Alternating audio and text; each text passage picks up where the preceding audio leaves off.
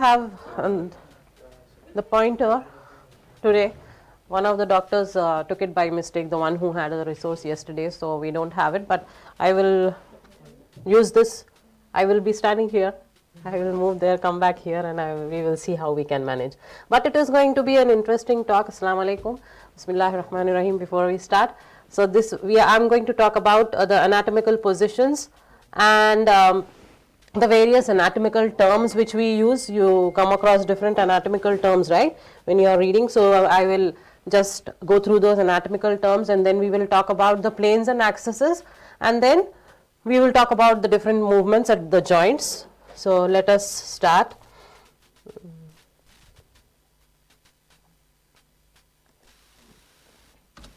So at the end of this session, you should be able to, as I said, all the things which I just mentioned, those are all mentioned here. So those are the points which we are going to discuss today. So by the end of the resource, you should be able to know all the anatomical terms, know the planes and axes, know the different movements, everything you should be aware of. So let us start. So the normal anatomical position. Now what is the normal anatomical position? It is like a reference position which we use to describe the location of any structure or the movements or anything. If we want to describe, we should have a standard, right, which is accepted worldwide. So that is called the normal anatomical position. So it refers to the anatomical planes or sections, the anatomical directional terms which are universally accepted, and it creates reference points, as I said, which helps us in describing the anatomical positions and using anatomical terms.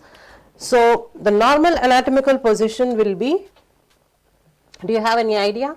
Was that person who was there in the picture standing in the normal anatomical position? Yes, that was the normal anatomical position, where the person stands like this with his face forward, chin up, and hands by the side, like the upper limbs by the side of the body, lower limbs close, and the upper limbs are slightly away from the body with the palm facing forward.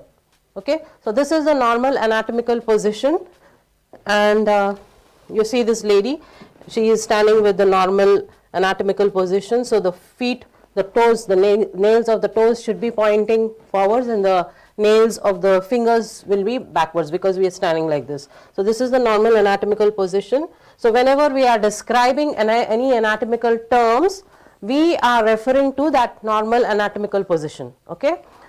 So these are the various anatomical terms which you will come across throughout your medical career. You will be, whenever you are describing something also, like suppose you are doing a surgery, you will use these terms.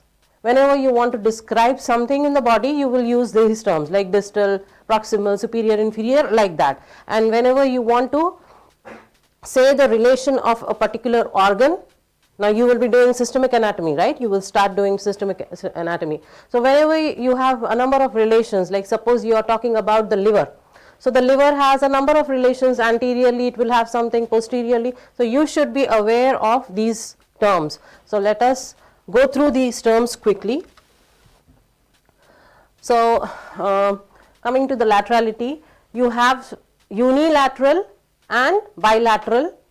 I think you must have heard these terms before also. Unilateral, as the picture is depicting, here it is only one side of the body which is involved. Bilateral means both the sides of the body are involved. And as you can see, ipsilateral means structures on the same side of the body. We are referring to structures on the same side of the body. This is ipsilateral. And contralateral means structures are involved on the opposite side. Like if there is an injury or any pathology in the right foot, then you have some metastatic, suppose something. So you will have it on the contralateral side. The patient will have it on the contralateral side, means he is having it on the opposite side. So these are the terms of laterality which you have to understand. And then what are the terms which are superior and inferior? Superior means anything which is towards the head. Head is the cephalic area. You are aware with these terms, cephalic and caudal, because you have done embryology, right? So you are aware of these terms. So cephalic means towards the head. So anything which is, thank you so much, Wendy.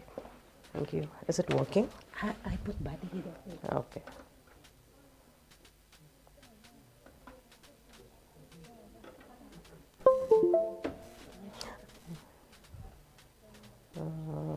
this is forward, no?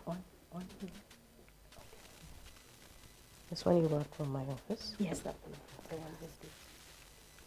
Okay. It's Okay. So anything which is towards the head, I'm sorry for this disturbance because this was not there, so I asked her to bring it from above, from my office. So this is anything which is towards the head, cranial, this is superior, and anything which is below the head, this is towards the tail, you call it caudal. Okay. So to remember this one, you have superior is for S and skull also is towards the skull, that means it is S, inferior F, and this is just for your just to make your study easy. So one example also I have written there. So you can take any example, like the upper limb is superior when compared to the lower limb, anything, you can take any example. Anything which is up is superior, anything which is down is inferior.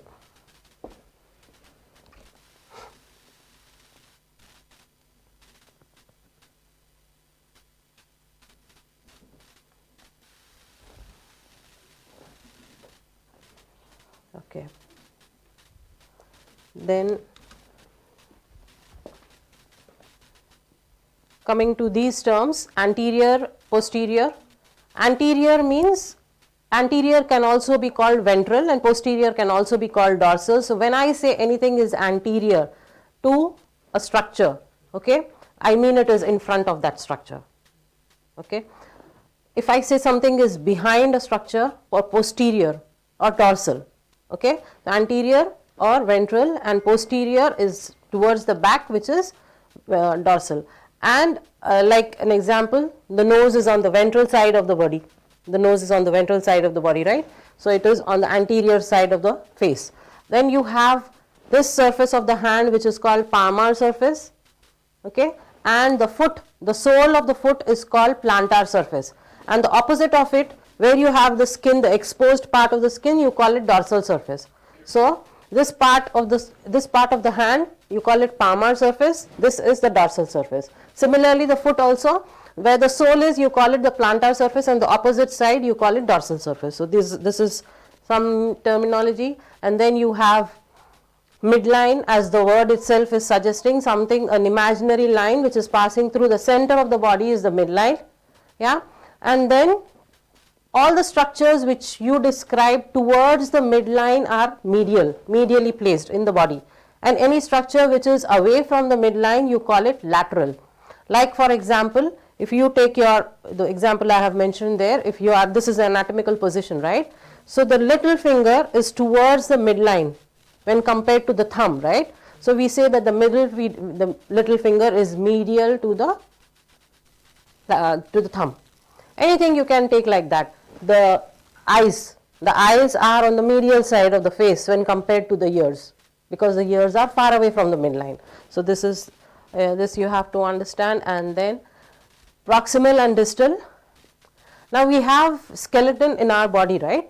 So the central skeleton is the axial skeleton, and the skeleton of the lower and of the limbs is the appendicular skeleton. So this is the central skeleton, and this limbs are having the appendicular skeleton. So the area where the limbs are attached to the central skeleton or to the trunk, we call it as the root. So here you have the root of the upper limb, here you have the root of the lower limb.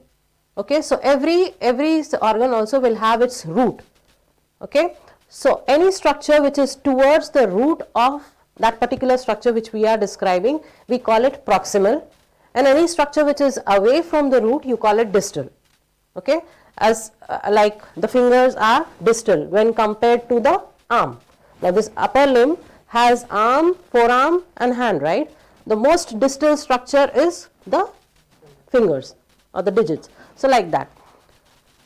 So then we have more terminology. So this is just general anatomical terminology which I am going through with you.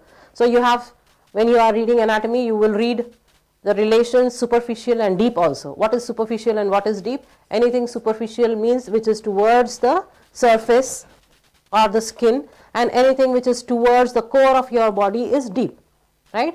Like the subcutaneous tissue is superficial and the muscles or the bones are deep, right? So this is one example for superficial and deep. Then you have these positions of how you are putting your body. If you are lying down with your face towards the roof, then you call that position as supine position. If you are lying down with your face towards the bed on which you are, then you call it as the prone position. Okay, and if you are lying on your side, you call it recumbent position. So you can lie on your right side or your left side, right? So accordingly it will be the right recumbent or the left recumbent. So when you are lying down on the side, you call it recumbent position. So these are some positions of your body. And then so these were the different positions. Likewise, like how I said, supine position is lying down flat with the face up towards the roof, right? So you have supination and pronation also. So those are movements.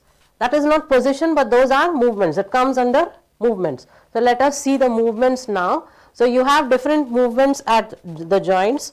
So you have movements like flexion and extension. What is the meaning of flexion? Now what are joints? Joints, you will see in the other slide also have mentioned. Joint is nothing but a place or an area where movement is occurring because bones are connected to each other via ligaments, right? So these bones which are connected to each other via ligaments, they move and they cause mobility. Okay. So we have flexion. Now suppose you are talking about this particular bone, this particular joint, the elbow joint. So you have bones here in the forearm and you have a bone here in the arm. Okay. So when you are decreasing the angle between the bones which are forming the joint, you call it flexion. Decreasing the angle between the bones which are forming the joint, you call that movement as flexion. If you are increasing the angle between the bones which are forming the joint, it becomes the opposite, which is extension. Okay. If you try to do more of extension, hyper enthusiastic, that becomes hyperextension, right? Beyond your normal anatomical position, if you are trying to do more, that becomes hyperextension. So these are the different, I hope you have understood what I said. So this is how your flexion looks like. This is flexion at the neck. Okay. So flexion at the neck, this occurs at the this movement occurs between the base of the skull and the first vertebra, cervical vertebra. So occipito-eclateral joint, that is called, which causes this nodding movement. Okay. So this is flexion, this is extension, and you try to do it more, it becomes hyperextension. Okay. And again, as you are seeing there, the trunk also, the lady, if she is bending forward, that is flexion. If she is going back, that is extension. If she is trying to do more, that is hyperextension. So you have like that at every joint. You will have, if that joint is synovial and it is permissible, depends, you will see in the other slides, the planes and all. If it is a synovial joint which is allowing mobility, then any movement which is causing reduction in the angle between the bones forming the joint is flexion. Any movement which is increasing that angle is extension. Everyone clear? Okay. Then you have another set of movements which is called adduction and abduction. Now what is this adduction and abduction? We know there is a central line, right? Midline. Again we will take the upper limb because it is easy for me to explain on the upper limb. So if you are doing the movement towards your midline, if you are bringing your arm, upper limb towards the midline, that is adduction. If you are taking it away from the midline, that is abduction. Okay, so adduction and abduction. So here she is, this lady is showing you on the lower limb, so you can understand, right? Adduction is towards the midline and abduction is away from the midline. Then you have supination and pronation. As we said, if the person is lying down with his face up, that is supine position. So similarly, if you are placing your hand like this with the palm up on the palmar surface facing up, this is supination and this is pronation, where the dorsal surface is facing up. Okay, supination and pronation, this is again a movement, movement which you see at the wrist, at the forearm. Then you have other movements which are elevation, depression, protraction and retraction. Now what is elevation? The term itself is self-explanatory, right? You are lifting up something. Okay, so you are lifting up your shoulders, that is elevation, or you are lifting up your lower jaw, that is elevation. You are opening your lower jaw, that is depression. You are pulling down your shoulders, that is depression. Okay, you are bringing your shoulders close like this. You are closing, bringing your shoulders forward, closing it. That is protraction. You are expanding your chest. That is retraction. So here in the lower jaw, if we see protrusion is, I will make a strange face. Don't laugh. So this is protraction, where I am pulling it forward, and retraction I can't do, but it is pulling your jaw behind. Okay, so protraction and retraction. Understood these movements? Now, then you have rotatory movements. Now, what are rotatory movements? Rotatory movements, you have two types: external rotation, which you also call as lateral rotation; internal rotation, which you also call as medial rotation. Now, these movements are also, the rotatory movements are also towards the midline. Now, what is the difference between, now we said adduction and abduction, you remember? I showed you like this, adduction is towards the midline and abduction is away from the midline, I said, right? This is also, internal rotation will be towards the midline and external rotation will be away from the midline, but the difference here is this movement. Now, adduction and abduction is a linear movement, linear, in a line. This movement is like rotation, it is a rotatory movement. So, a movement, rotatory movement which is towards the midline is medial rotation, and a rotatory movement which is away from the midline is lateral rotation or external rotation. Okay? And what is circumduction? Circumduction is a combination of all the movements like the flexion, extension, adduction, abduction. When you combine all these movements, it is seen not in all joints but on specific joints like the shoulder, like the hip, where you can move your shoulder or the hip in all the directions like this. This movement is known as circumduction, which includes all the movements together, flexion, extension, everything together. It is a triplanar circular movement which you are seeing. So, here see circumduction, as I showed you. This lady is doing circumduction here, and external and internal rotation they are showing you on the elbow. So, this is internal rotation at the elbow joint, this is external rotation at the elbow joint. Elbow will not have, you will see in the other slides, it will not have adduction and abduction. No, it will not have. This is not at the, this is not, this internal rotation and external rotation is not at the elbow, it is at the shoulder joint, because this is a, this you will see in the other slides that this doesn't allow any other movement. It has only movement in one direction. So, this is internal rotation at the shoulder joint, this is external rotation at the shoulder joint.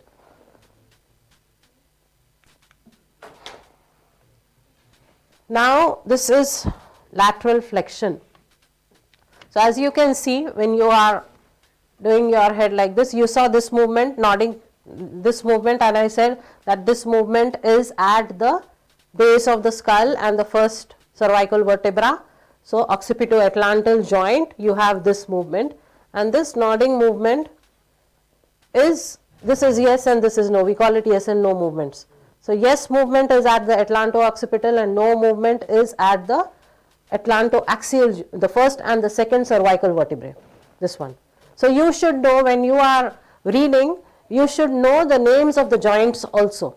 Don't just concentrate on the movement, please concentrate on the names of the joints also. So, this movement is at the atlanto-axial, the first and the second cervical vertebra, this causing, this is this lateral flexion at the neck. Okay, and then you have the bending, sidewise bending of the trunk. So, I am not dancing, I am just showing a movement. So, this is the sidewise movement of the trunk where this is lateral flexion. Okay, so please keep these movements in your mind, because when I am doing the other slides where we will be discussing about the joints and planes and axes, again I will ask you to imagine what those movements are. Okay, so this is lateral flexion at the shoulder joint, at the trunk. And then you have some movements at the foot also, like inversion and eversion. What is inversion and eversion? This is similar to the medial rotation which I showed you, medial rotation and lateral rotation. So, similarly at the foot also, at the ankle joint, these movements are happening at the ankle joint. All these which are mentioned here are the movements which are taking place at the ankle joint. So medial rotation or internal rotation like this. Are you seeing? Are you able to see? Internal rotation like this is inversion, and external rotation like this is eversion, which is happening at the ankle joint. Similarly, this movement is dorsiflexion, and this movement, like you are standing on your toes, this movement is plantar flexion. Okay, so all these movements are happening on the ankle joint. And then the movements at the wrist. At the wrist, you have flexion and extension like this, flexion and extension, and you also have, this side is known as the ulnar side because the bone here is ulna.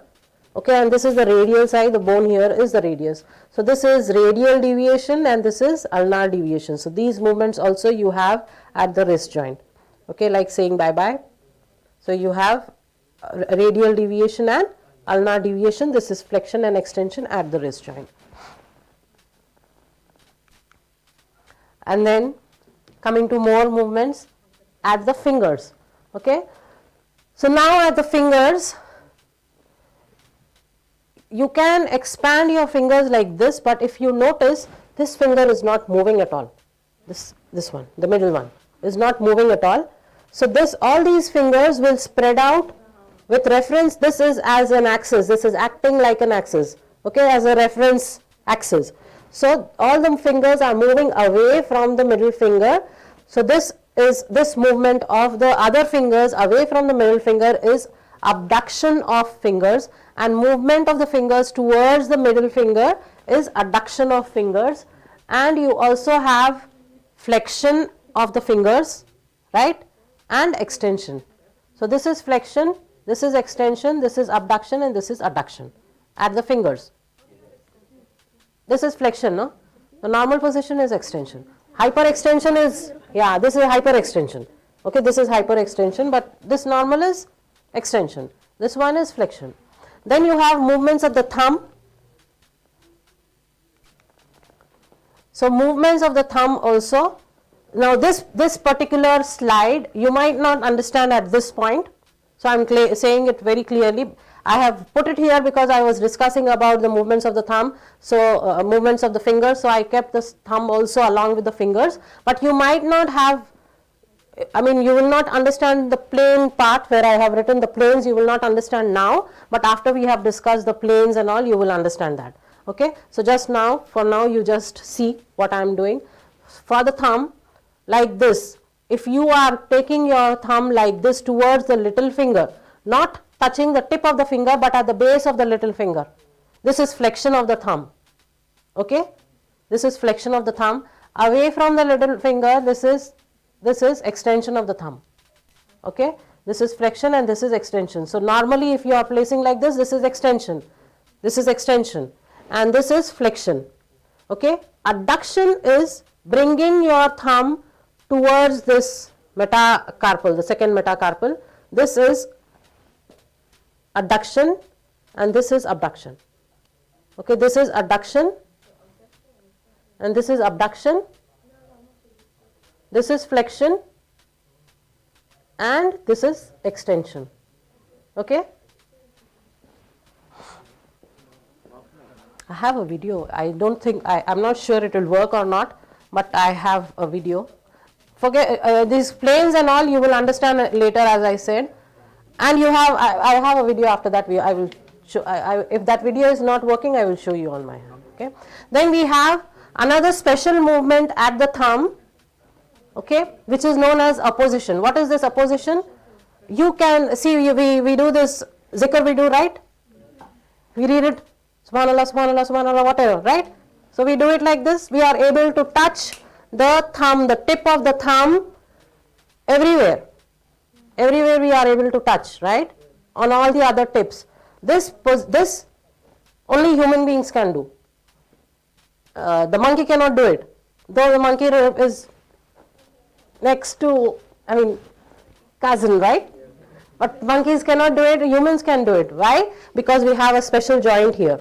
Okay? So you will see that joint also. This movement is called opposition. Okay? After doing opposition, you will relax all the time. You will not be doing, actually we should be doing all the time zikr, but we don't do, right? So we stop. So that bringing back from a position to normal position is reposition. Okay, that is reposition. So understood everyone about the movements of the thumb. We will see now if this is working. If it doesn't work, then I can't do anything.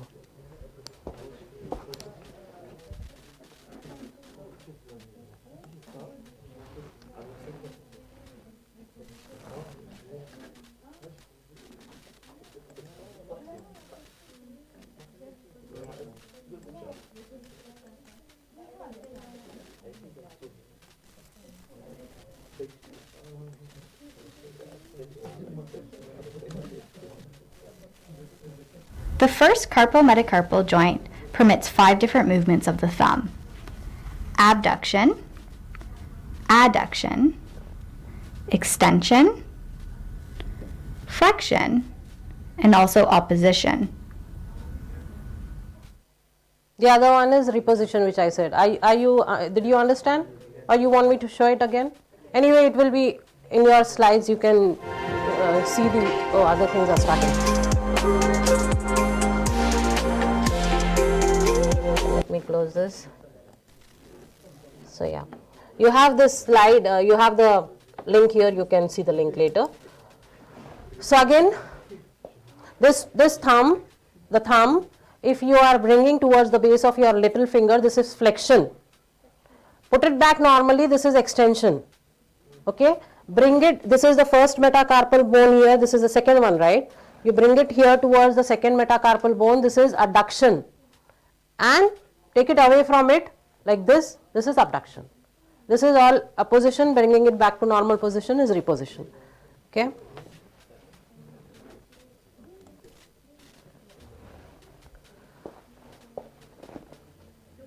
Yes. What is the difference between?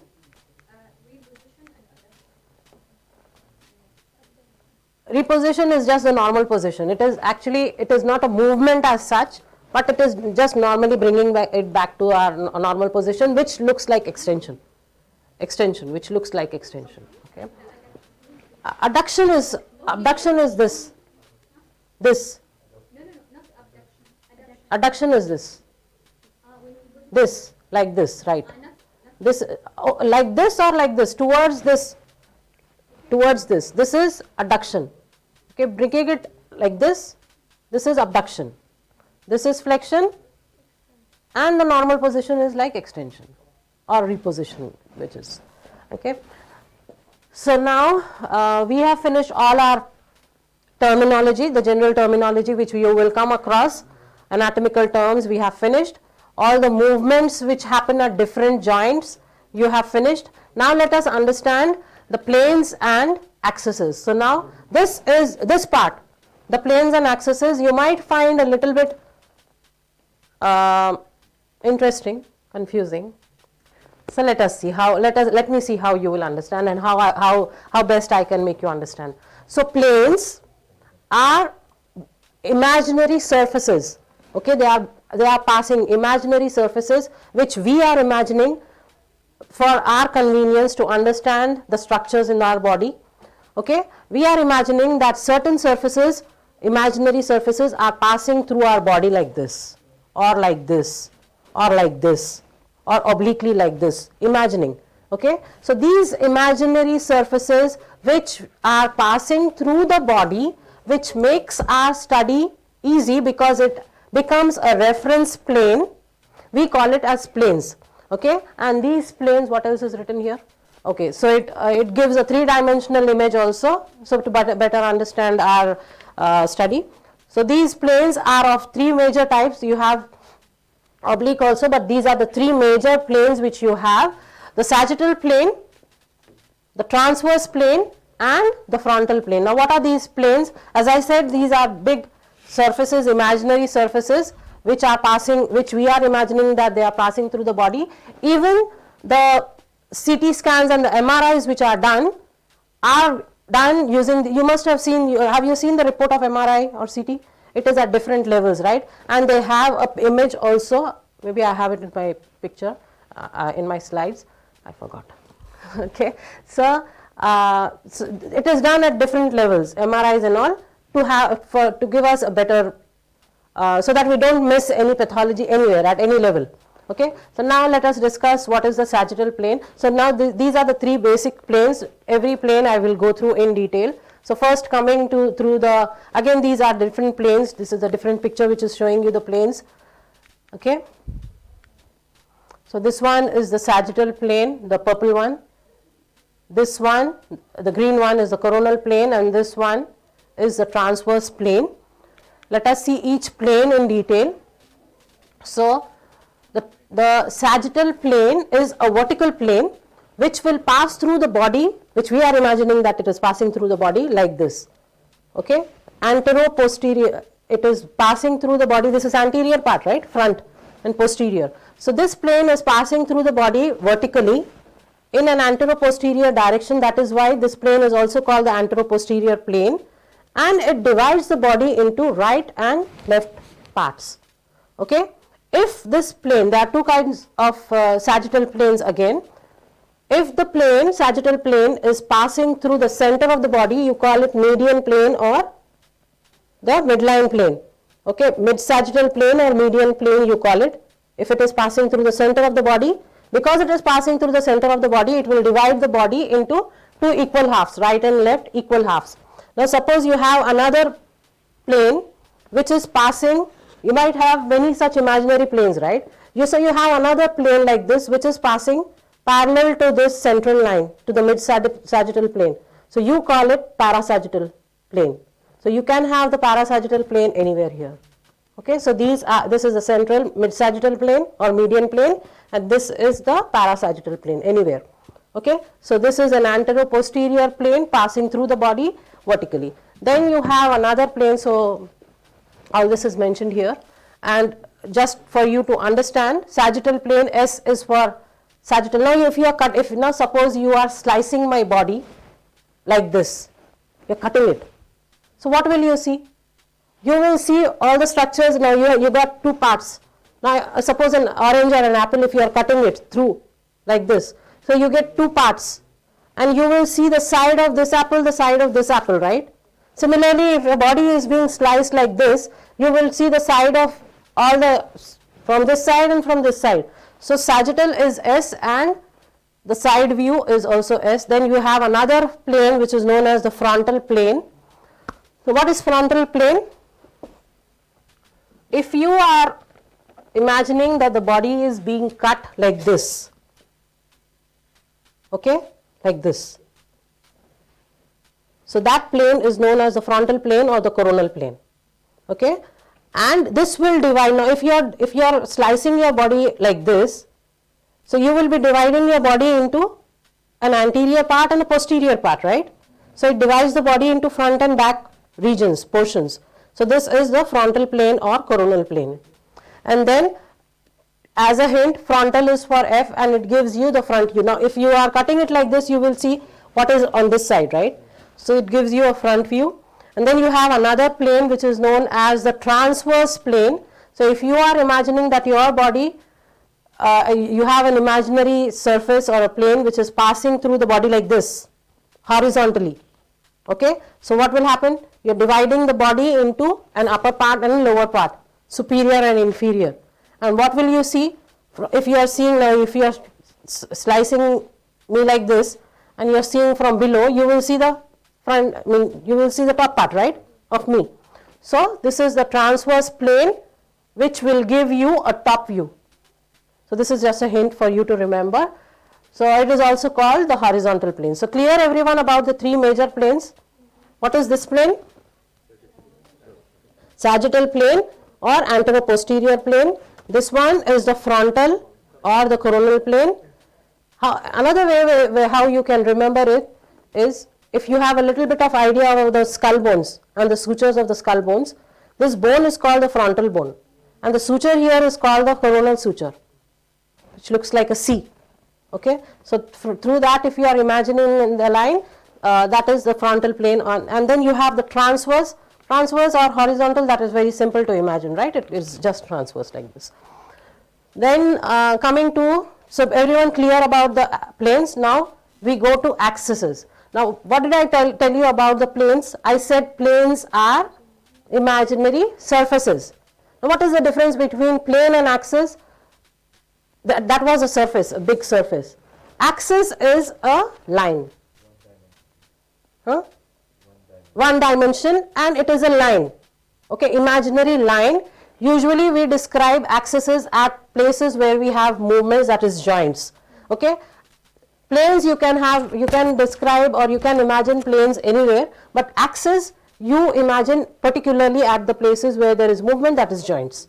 Okay, so plane is a bigger surface, imaginary surface, and axis is an imaginary line. Each plane which we describe, like the sagittal plane or the transverse plane and all, will have one or two axes which are passing perpendicular to it. Okay, you have a plane, you will have some axis which is passing perpendicular to it. Okay, and movements usually will happen, always, not usually, movements always will happen parallel to a certain plane and perpendicular to an axis. Okay, when you are describing any movement, it will be parallel to a certain plane, and in your books it will be written like along the plane and around an axis. In your books, if you are reading books, I hope you are reading books. So, in the books it will be described as, he must be reading books, you are reading, right? You will come across it. It will be like along the plane, this movement is along the plane and around certain axis. What does that mean? Along means that movement is parallel to that plane, and around means it is perpendicular to that particular axis. So, you will have OSPI questions also, even MCQs you will have in these areas. So, please pay more attention, and it is a bit tricky to understand. So, let us see what we can do with this. So, as we had three major planes, we have three major axes also. Okay, so you have a horizontal axis or a transverse axis. Now, this axis will pass, like this. It is passing from side to side of the body, this axis, the transverse axis. Okay, now this is a plane and this is the axis. This plane is passing through the body like this. What is the plane which is perpendicular to this line? Sagittal plane. Okay, so this is the axis, transverse axis is perpendicular to sagittal plane. And then you have another axis which is sagittal axis or antero-posterior axis, which is like this. The horizontal. Anyone else has understood? You have understood? You didn't understand?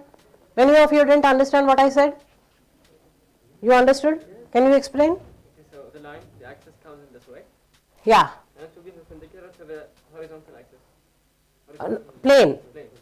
See, plane is a broader, plane is a surface, imaginary surface. An axis is an imaginary line. Now, there is difference between a surface and a line, right? Line is narrow, this is wide area. So, all the joints, now suppose you are talking about this joint, okay, the shoulder joint. It will have some plane passing through the body like this, and it will have an axis passing through the joint. Axis is a line, imaginary line. Okay, so if you are talking about a transverse axis like this, it is perpendicular to this plane. Now, this plane will pass through my whole body, right? So, it is perpendicular to this plane, which is the sagittal plane. Now, clear? So the axis in the joint like this, with the midline is this? With the midline? This mid-sagittal plane. Yeah, mid-sagittal plane. It's a mid-sagittal plane, right? So, it is perpendicular. You have another axis, another important one, which is called the antero-posterior axis or the sagittal axis, like this. Now, this axis, if the line is going like this, what will be the plane which is perpendicular to it? Coronal or frontal, right? Or it can be even transverse, no? No, if it is sagittal, then, oh yeah. Then another axis you have, which is called the vertical axis or the longitudinal axis. Now, if the axis is like this, what will be the plane which is perpendicular to it? Transverse plane. Clear, everyone? Okay, so you have the sagittal plane, the axis which is perpendicular to it is the transverse, okay, and you have the transverse plane. The axis which is perpendicular to it is the longitudinal or the vertical axis, and you have the frontal plane. The axis which is perpendicular to it is the sagittal axis or the anteroposterior axis. Clear, everyone? Yeah. Now, this picture is showing you all the axes with the frontal planes which I just showed you with the paper and this pen. This is showing you the same, but here I have written sagittal plane can have frontal axis also. Why did I write that? Now see, when you are talking about this plane, I told you before also, it can have one axis or more than one perpendicular. Now this will also be perpendicular, okay, and anything which is cutting the body like this, like this, also will be perpendicular to it, right? So that is why the coronal. Now this, if the axis is like this, it becomes coronal axis, right? This one. So that is why the sagittal plane can have transverse axis or frontal axis which is perpendicular to it, depends on which region we are describing. And the movements which happened here are now let us again imagine the elbow joint itself, because it is easy. Okay, now this is flexion, closing, reducing the angle between the bones is flexion, and this is extension, right? This is the movement, flexion and extension. I told you that this movement will be along, that means parallel to some plane. This movement, if this is the movement, it is parallel to which plane? To the sagittal plane. Okay, this movement is parallel to the sagittal plane. It will be around or perpendicular to some axis, I said. What is the axis which is perpendicular to it? It is the transverse axis. Okay, so this movement, flexion and extension, is along or parallel to the sagittal plane and perpendicular or around the transverse axis. Similarly, you have adduction and abduction, right? This is the movement, adduction, linear movement. I am talking about linear movement. Okay, so linear movement, this is abduction, this is adduction, this is the movement. What is the plane which is parallel to this movement? Coronal, right? Coronal, like this. This is the plane which is parallel to this plane, along. What is the axis which is perpendicular to it? Sagittal axis. Clear? Clear? Not so clear. You can come to my office later. We can't spend more time. Okay? Because we have to do the joints also. Okay? So this is, then we have the rotatory movements, which I told you are also towards the midline. Medial rotation is towards the midline, but that is in a rotatory fashion. Okay, so when you have movement like this in a rotatory fashion like this, this is medial rotation, this is lateral rotation, or internal rotation and external rotation. So the movement is like this. Okay, it is happening parallel to which plane? Transverse plane. What is the axis perpendicular to it? Longitudinal or vertical axis. Okay, longitudinal or vertical axis is the axis perpendicular to it. So these are the movements and these are the axes and planes. It is a bit tricky, I know. You can come to me any number of times and I will explain it to you. Okay. Then we go to the different, now we finished, we have understood, we have a little bit of idea about the planes and axes. Now let us go to the joints. So we have different types of joints based on the structure of the bone which is forming the joint. Okay, what is the joint? As I told you, it is a place where two bones are meeting and they are held by ligaments and all, right? So the classification of joints is based on the structure of the bones, articular surfaces of the bones which are forming the joint, and the substance which is there between these bones which are forming the joint. Okay, so based on that, the joint will be either mobile or slightly mobile or very mobile. So accordingly, you classify the joints as fibrous joint, which is not mobile. You classify, the second one is cartilaginous joint. In that, two types are there. One is slightly mobile, the other one is not mobile. And then you have a very mobile kind of joint which is known as the synovial joint. So let us see each joint now in detail. So you have, first we come to the fibrous joint. Now this fibrous joint also is again of three types. You have the sutures which are seen in the skull, and then you have syndesmosis, which you will find the examples of syndesmosis is inferior tibiofibular joint and the radio-ulnar joint, the superior radio-ulnar joint. So in these two places you have syndesmosis, and you have another type of fibrous joint which is known as gomphosis. So let us see what this is. So suture means here the skull bones are held together by very short fibers. Okay, by very short fibers the skull bones are held together, and the structure of the bone is such that if you see the edges of the bone, it is not a straight bone.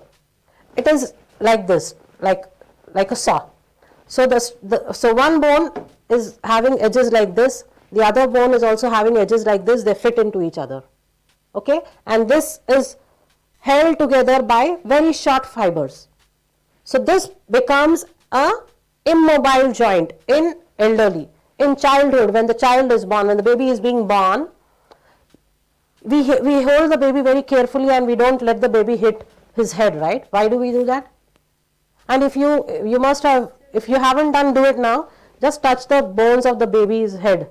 Like you don't do it very harshly, but just gently. If there is a little small newborn baby in your house, how it will be? They are slightly mobile. Why? Why did Allah make it like that? Because the baby has to come out of the birth canal, right? So that is why initially in our infancy, these bones will have small anterior, they are called small spaces, anterior fontanelle and posterior fontanelle, which becomes hardened later. If you must have noticed, this becomes hardened at around 4 months, and this takes 1.5 years to close. The doctors, if the pediatricians will check for these fontanelle to see if there is closing, because it indicates normal growth milestone. Okay, it indicates it is used for seeing dehydration and also in babies. So that is some extra information. Don't worry about that. I'm just giving you this extra clinical knowledge. So you have in childhood they're slightly mobile because there are spaces in between, but as the child is growing, they become ossified, and in an adult they are totally ossified. Okay, so immobile bones, sutures are seen in the skull bones. So that is an example of a fibrous joint. Then the other type of fibrous joint is seen in between radius and ulna. So here now the sutures, you had very short fibers holding the bones together, right? Now here you will have slightly long fibers holding the bones together, like the radius and ulna will be held together by the interosseous membrane. Even the tibia and fibula will be held together by the interosseous membrane, which allows this movement, pronation and supination. So little bit of movement is allowed here. Okay, so it is not, there are muscles which are obviously causing this movement, but if these bones are absolutely rigid and not mobile, then that movement will not be possible. So little bit of movement will be allowed. So that is seen in the syndesmosis, where you have interosseous membranes, slightly longer filaments or ligaments will be there between the bones. So here you can see it. Then you have gomphosis, which is another type of fibrous joint. This joint you find between the teeth and the lower jaw. So there is a ligament which is known as periodontal ligament, which holds the tooth and the socket of the tooth. Okay, so the tooth is held in its socket because of this periodontal ligament. Again, this is immobile, but very slight degree of mobility will be there when we are chewing. Okay, very slight. So these are the different types of fibrous joints which you should know. And then coming to the cartilaginous joints. So here in this, I went back to this slide because the inferior tibiofibular joint is a non-mobile. In the examples of syndesmosis, inferior tibiofibular is non-mobile, but the radio-ulnar is mobile. See, like here you have supination and pronation. In the lower limb you don't have anything like supination and pronation, right? Why? Because that joint is immobile there. The inferior tibiofibular, though it has an interosseous membrane, it is an immobile joint. So that is why there is no movement there, and here there is slight movement. Okay, coming to our second type of joint, which is the cartilaginous joint. These cartilaginous joints are again of, in the cartilaginous joint, in the fibrous joint you saw that there are fibers in between the bones, right, which are forming the joint. In the cartilaginous joint, there will be cartilage. The bones are held together by cartilage, and they are again of two types: primary cartilaginous joints and secondary cartilaginous joints, based on their mobility. Okay, the primary cartilaginous joints are slightly, they are not mobile. This primary cartilaginous joints, they have no mobility and they are temporary joints, which will be replaced later. Example for primary cartilaginous joint is here. This is the epiphysis, this is the diaphysis, this is the epiphyseal plate, which is hyaline cartilage. Okay, later on this hyaline cartilage becomes ossified and it forms a primary joint here between the epiphysis and diaphysis. This is the primary cartilaginous joint, which is not mobile. Okay, it is a temporary joint which is not mobile. Another example is here, the joint between the first rib and the sternum. This is also primary cartilaginous. That means this cartilage, hyaline cartilage, later it will get ossified and the first rib gets fused to the sternum. So this is also an example of primary cartilaginous joint. So no mobility will be there here. Primary cartilaginous joint is also known as synchondrosis.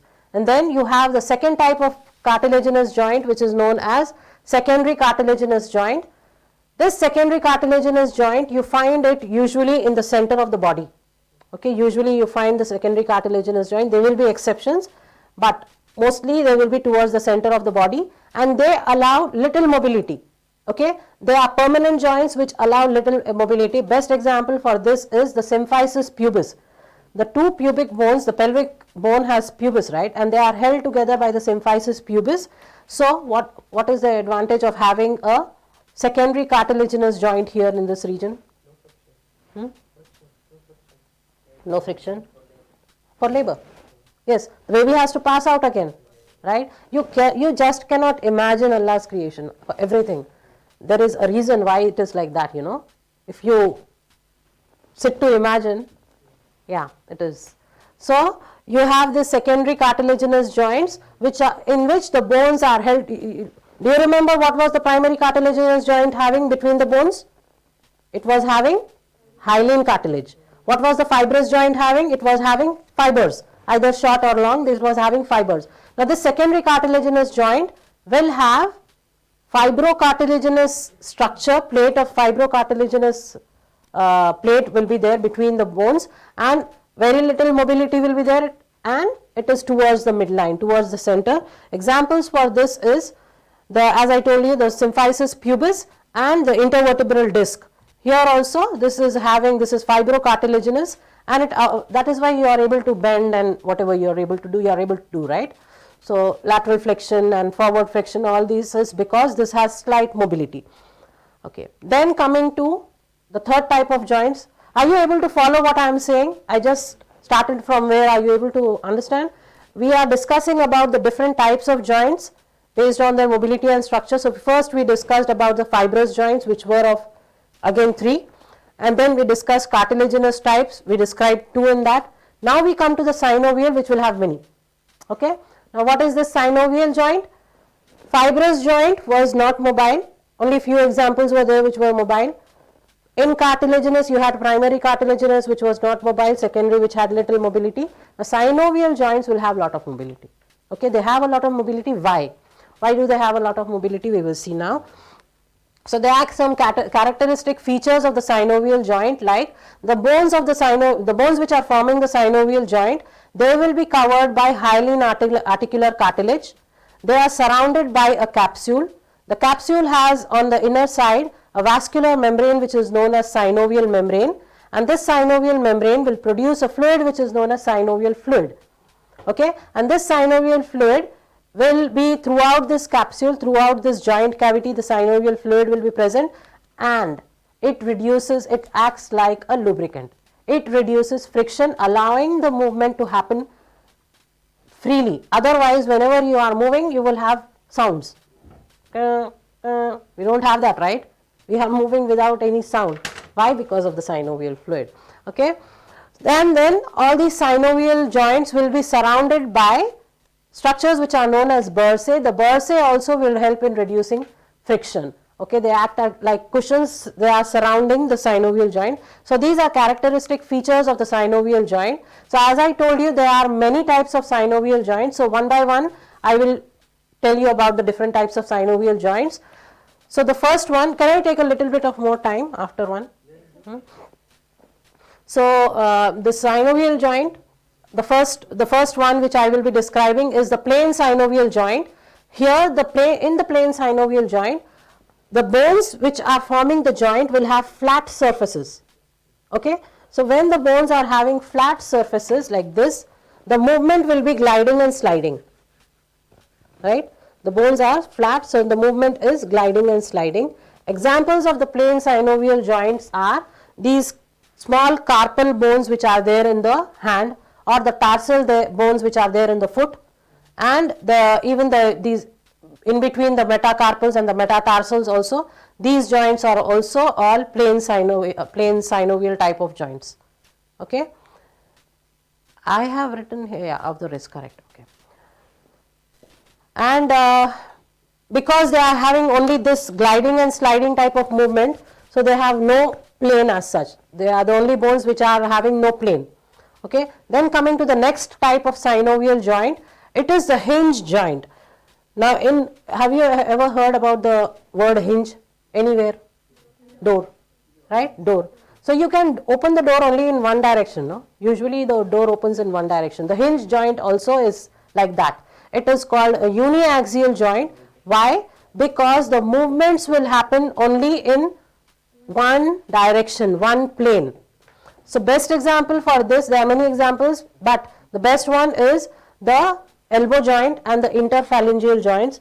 Okay, these small bones which are there in the fingers are called phalanges, and the joints in between are called interphalangeal joints. Okay, so the elbow joint, this is a hinge joint. What is the plane here? What is the plane which is parallel to it? Sagittal plane. What is the axis around which the flexion and extension is happening? Transverse. Okay, so the hinge joint is seen at the elbow joint. The movement here is flexion and extension. The plane here is sagittal plane, and the axis is transverse axis. Similarly, if you take the fingers also, the same, you can imagine the same here at the fingers also. Even dorsiflexion, plantar flexion, everything you can imagine the same. Okay, now let me do a little bit of twisting here. Now I am doing this. What is this movement? What is this movement I am doing? Lateral flexion of the trunk, right? I am doing this movement along which plane? Along means parallel to which plane? Frontal or coronal plane. So this is an exception of the flexion and extension. Though this is also flexion, lateral flexion and extension, but the plane here is coronal. So what will be the axis here? Sagittal axis. Clear? You got it? So there are some exceptions which are seen in these joints. So as we go through the slides, I will keep telling you the extensions. So this is a radiological picture which is showing you the elbow joint. You should be aware of the radiological picture also, because I might put one radiology picture in your exams OSPE. So you just be familiar with this. And see here the hinge joint. If you describe the hinge joint, the cylindrical portion of one joint of one bone fits into the trough surface formed. So this is the cylindrical surface of the humerus, which is fitting into this space which is like a trough of the ulna. Okay, so this is the hinge joint. It is similar to this seen here.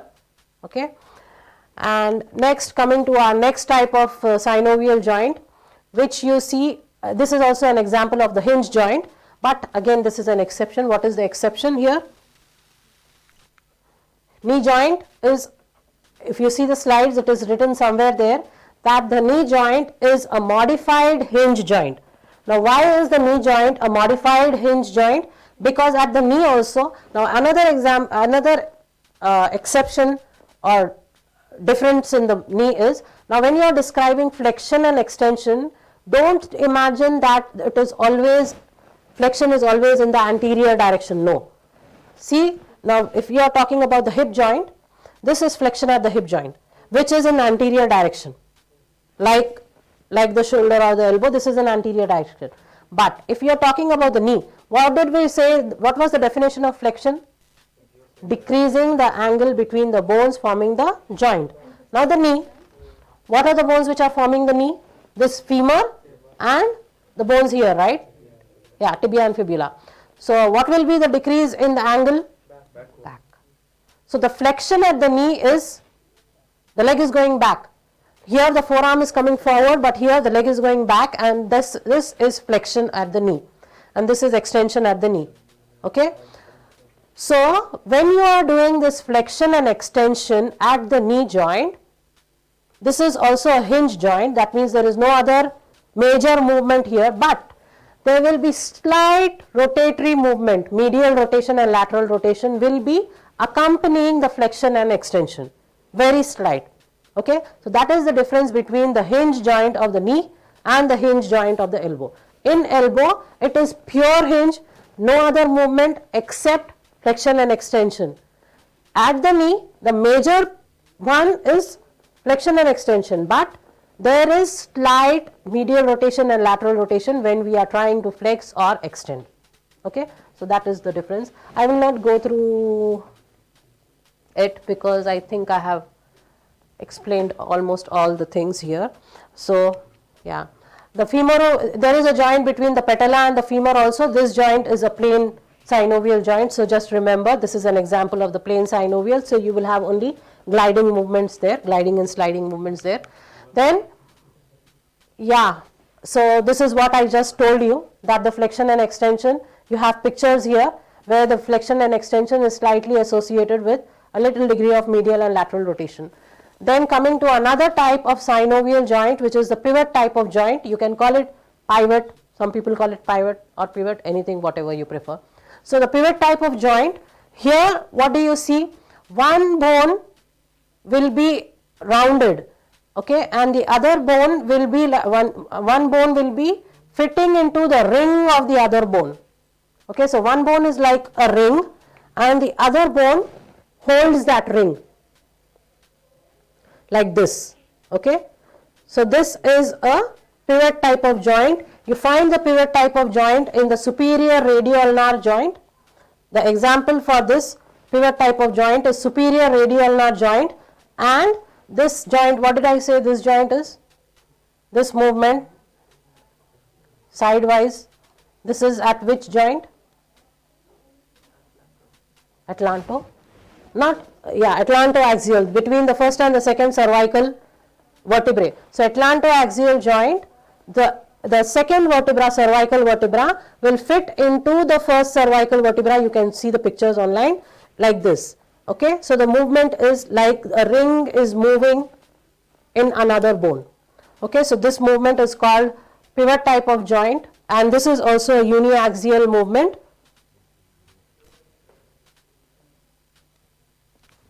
Then coming to another type of synovial joint, which is condylar joint or ellipsoidal joint.